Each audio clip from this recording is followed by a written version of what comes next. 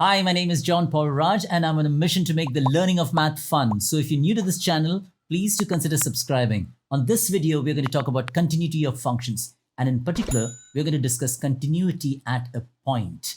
Let's start.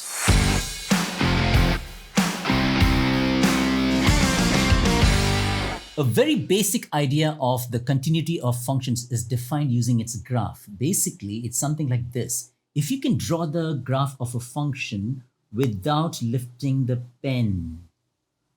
Now I lifted the pen. So if you can draw the graph of a function without lifting the pen, it's continuous. As opposed to look at this graph.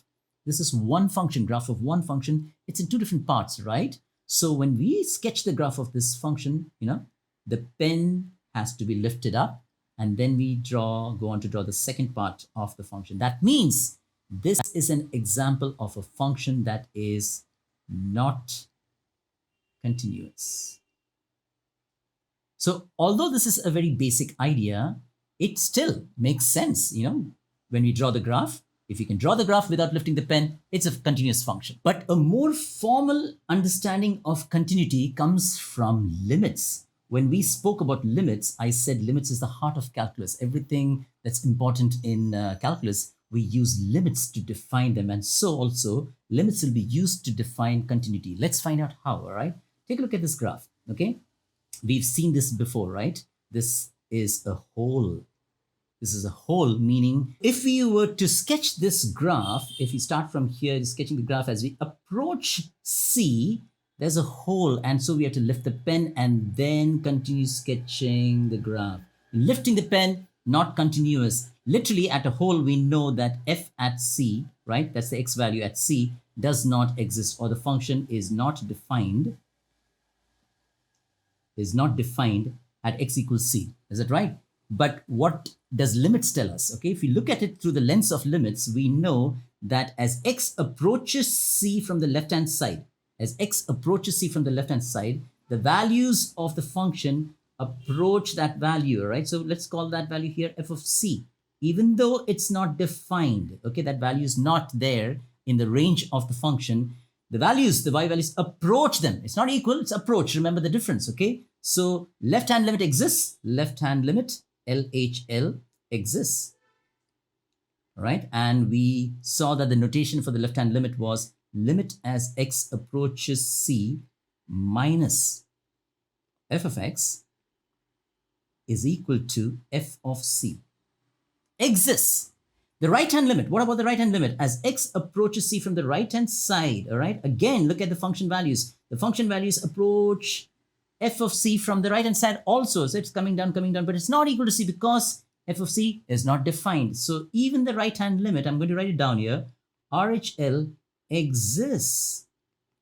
That means limit x approaching C plus f of x is also equal to f of C. They exist and they are equal. The limit exists basically at x equals C, but the function is not defined at that value. So I can write down limit as x approaches C, f of x exists, but f at C does not exist. DNE is not defined, okay? This is an example where the function is not continuous. So in order that the function is continuous, what we need to have is that the function must be defined at that point. The function must be defined. F of C must exist. So let's write it down, all right? So for f of x to be continuous at a point x equals C, the following conditions must be true. The first one, f at C must exist or must be defined. That's the first condition.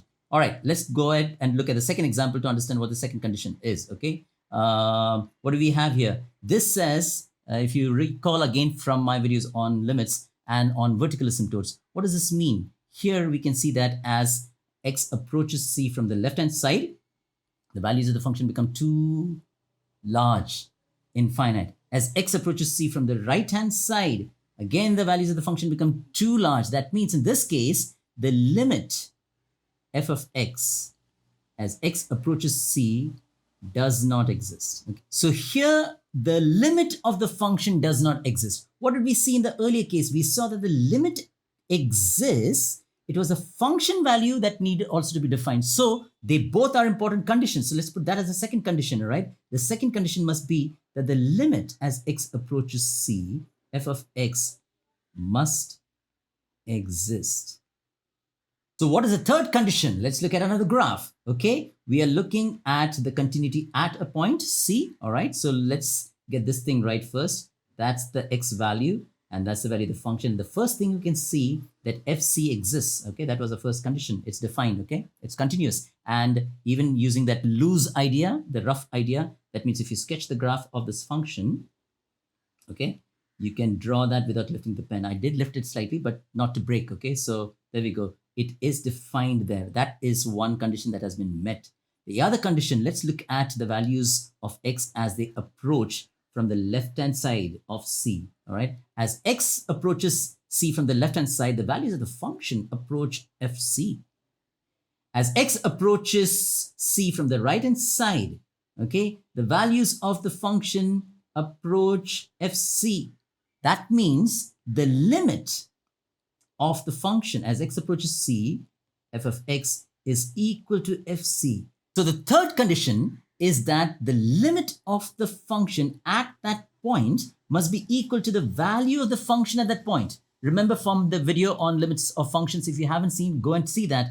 For a limit to exist, we did not need this condition. We did not need that the value of the function or the function has to be defined. But now for continuity, it's important that the function must be defined at that point, and the value of the limit at that point must be equal to the value of the function at that point. That's big. That's huge. That's like saying limit as x approaches c, f of x must be equal to f of c.